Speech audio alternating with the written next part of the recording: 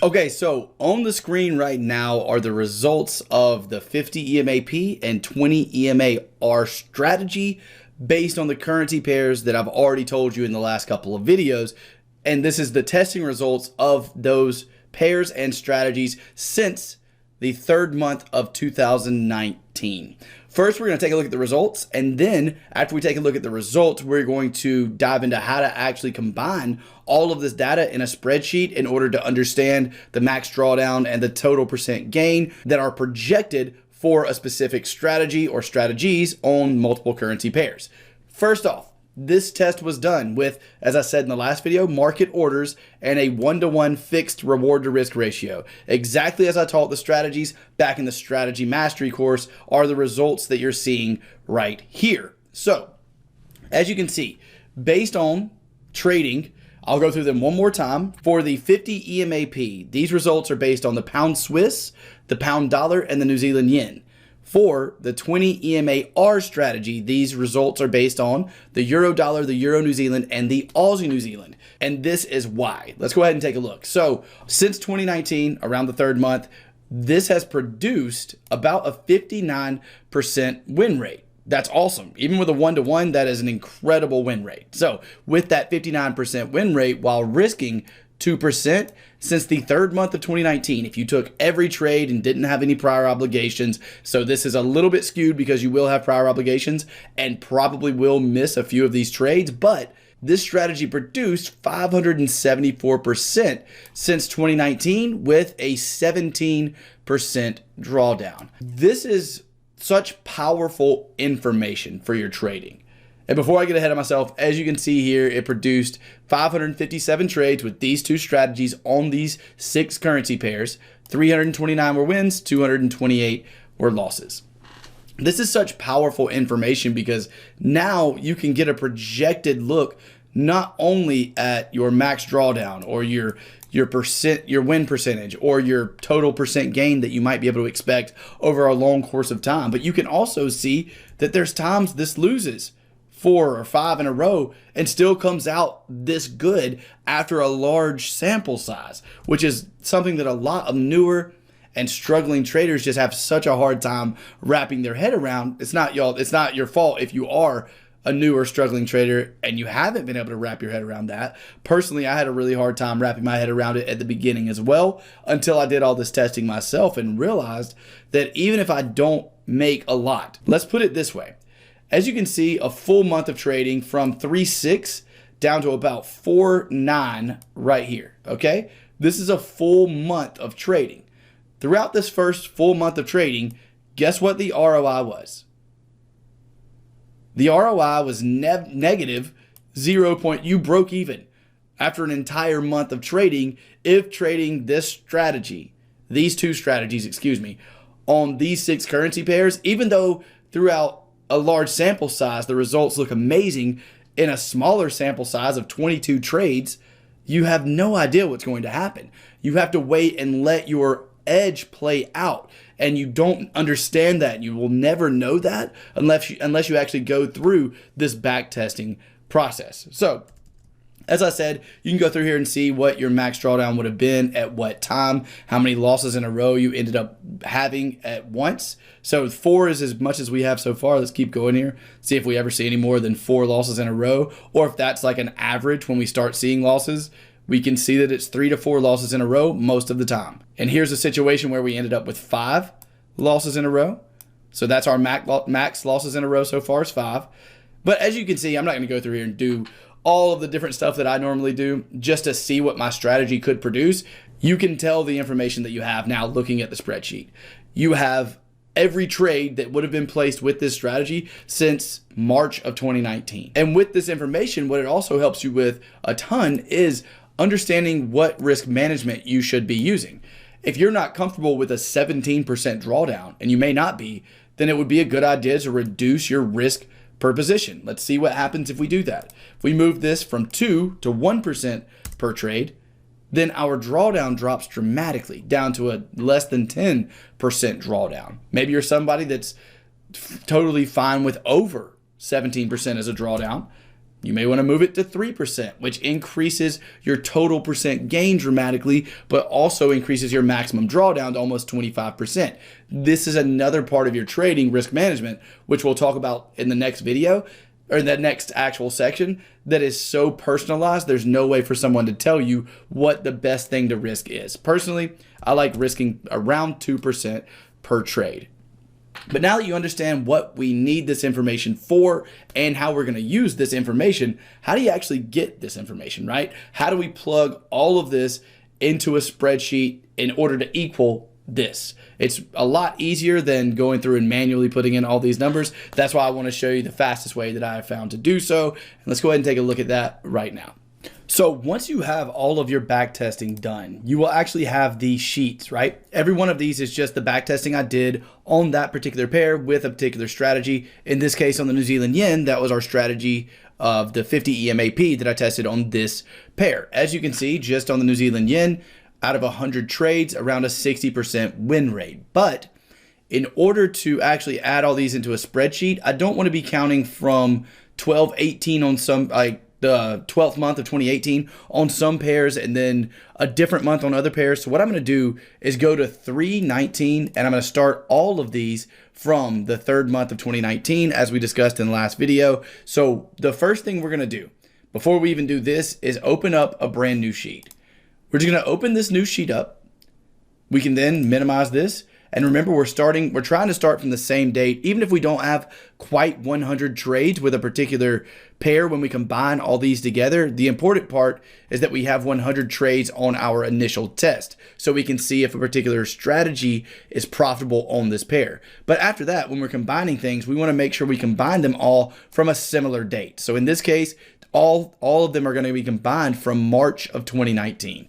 Now, the reason for this is because the 20 EMAR strategy doesn't go back as far as the 50 EMAP strategy. Here on the 50 EMAP, you can see we had to go back into 2018, whereas for the 20 EMAR, we didn't have to go back that far. So we're starting from the third month because that's where I got 100 trades on my 20 EMAR strategy. And that's because we don't want to be adding up and combining all of these from a different date. So the first thing we're going to do is copy the results. Once we have these copied here, we're going to go to our blank spreadsheet. We're just going to paste them. Now that we have the New Zealand yen pasted in, what do you think we're doing next? We're literally just going to do that with every one of our tested strategies on the different pairs that we tested. So for the pullback strategy, the 50 EMAP, we tested the New Zealand yen. We then tested the pound dollar. So let's go to the pound dollar starting from the third month of 2019, going all the way down. And we're going to go to about midway through September because that's where all the other pairs are tested to. So we'll go ahead and copy this data. We'll add it to our blank spreadsheet over here. And we're going to do this for every one of these. And I'm going to go ahead and do it with you. It's not that I don't think you know how to copy and paste. I just want to make sure this is really clear for everyone. So that was the pound dollar. The next pair that we have for our 50 EMAP strategy is the pound Swiss. Here on the pound Swiss, we gotta actually look, don't we? Because here on the pound Swiss, our date started all the way up at 4/19. So what we want to do instead of looking at 4/19/18 is go down to the third month of 2019. And here we are. We're going to copy all the way down from here. Go ahead and copy all of those. We're going to put them into our brand new spreadsheet over here by just pasting. We're going to do that same exact thing with the 20 EMAR strategy. This way we have all the data from both strategies and from all 6 currency pairs that we've tested. So right now we'll go ahead and move on to the 20 EMAR pairs, which are going to be Euro New Zealand first. We're going to come in here. Again, we're starting around the third month of 2019. We're going to test all the way down to 2021. Copy all that data. We're then going to put the data or place the data into our blank spreadsheet. We got to do that for the Euro dollar now, as well as the Aussie New Zealand. Let's go ahead and do that. Euro dollar spreadsheet, copy. Now we're going to paste it. And last but not least, we're going to go find the Aussie New Zealand 20 EMAR and copy and paste that as well. Copy. We're going to go back over here and go ahead and paste that data. And there we have it. So at this point, we have all of the data from our testing in this blank spreadsheet. What I mean by that is we have all of our data from the New Zealand yen pullback strategy. We have all of our data from the pound Swiss 50 EMAP or pullback strategy. We have all of the data from the pound dollar 50 EMAP. We also have all of our euro dollar, euro New Zealand, and Aussie New Zealand, which was at the very bottom. We just did data for the 20 EMA-R strategy. So now that we have all of our data in this sheet, we're going to sort this entire sheet by the date, which is this column C right here. And the reason we have to sort things by date after we have all of our data combined is because we want these trades to be happening in this sheet right here as if we were actually placing them from our starting point, because that's the only way to get an accurate projection of the total percent gain and max drawdown. Your max drawdown is based on the date of the trades. Hopefully you understand what I'm saying here. It's based on either the amount of losses you have in a row or the amount of losses you have in a sequence of trades, and you need that to be correct in terms of the date those trades happened. So that's why we have to do this. And now that we're over there, let's go ahead and sort it by date. The way you do that, you just click up here to highlight everything in the date column. Then you'll go over to sort and filter. You will sort oldest to newest. Once you click that, it's going to ask if you want to expand the selection. It's expanding the selection is just going to expand the currency pair, the time, and the win or the loss. And it's also going to sort that by date as well based on column C, which is exactly what we want. So we want to say yes, sort, and expand the selection.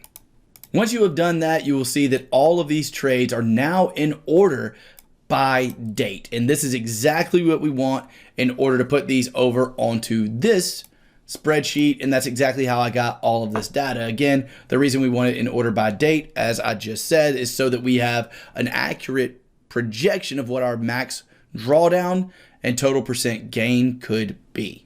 So if you had any trouble on how to do this, what I just did, just rewatch that part of the video. It's really simple, mostly just copy and pasting all of your backtesting results and then sorting it by date and expanding the selection. If I was to sum it up in one sentence, that would, or one paragraph, that would pretty much be all that we just did. But I did want to go through it with you so you know everything to click and you know exactly what you're doing when it comes to combining this data inside of a spreadsheet.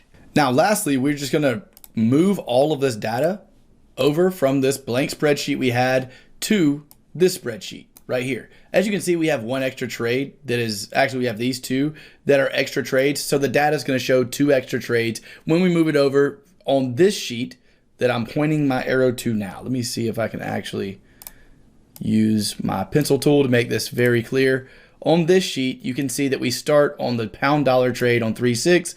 On this sheet, we have 2 extra trades on 3.5 and 3.3 that weren't included over here. So don't freak out if the data is just very, very slightly different, which may happen whenever I do this. But what you want to do after you combine all of this into one sheet is just go ahead, and I'm going to actually delete this so we can just reuse this sheet. So I will do this and delete all of that data. And now all I'm going to do is go to our blank sheet. This is essentially our master spreadsheet that's completely blank. Now I'm just going to go over to our sheet that we just sorted all the data in, and I'm literally just going to copy all of this. So let me come down here, and eventually we will get to the bottom of this. It may take a minute because this is so many trades, but eventually we're there. Okay, so now I'm just going to copy that, come over to my blank master spreadsheet that all of you received, and I'm just going to paste all the data in.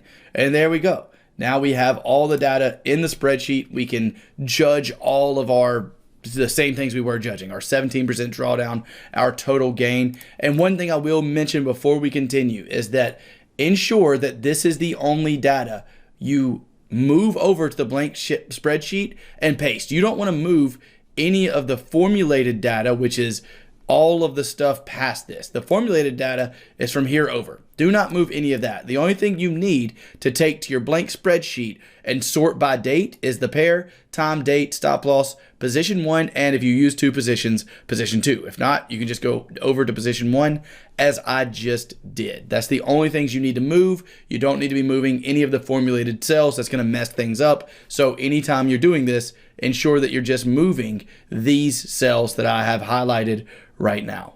But that's how you would go about not only combining data, but sorting it all by date and then getting it into the spreadsheet that can actually calculate all of these things for you. And we've already talked about the reasons and benefits for doing so. But one thing you do need to know too is that if you decided to take your targets differently with different fixed targets, the reason I always do targets based on a reward to risk ratio is because with that being the case, I can still have ones in my stop loss column. And let's say I decided on the pound dollar to do a 1.4 to 1 reward to risk. Well, it would be very simple after all my testing was done and my data was in the pound dollar spreadsheet. All I would need to do is make it a 1.4 to 1 reward to risk ratio. That would equal a 1.4 to 1.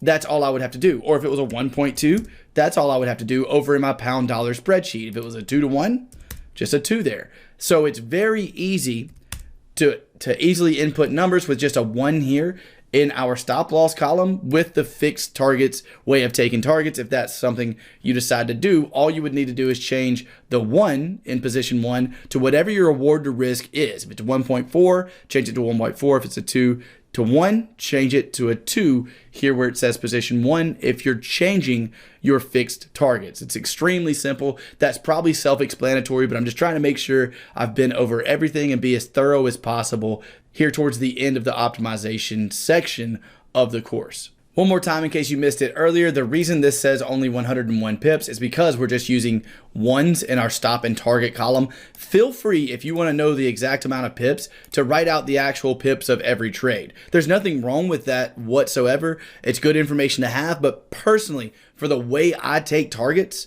and the way I place stop losses, I don't need to do that. And I really haven't done that in years in my own trading because I don't care about pips. I'm risking a certain percent of my account every single trade. No matter how big the stop loss is, I'm risking a certain amount. And I'm going to show you how to do that in the next section when we talk about risk management. We've talked about it a little bit in the beginner section of the course. We'll talk more about it in the next section as well. But if you are someone that wants to know the amount of pips that this produced over a long period of time, you will need to actually write out the exact amount of pips that you won and lost on each trade.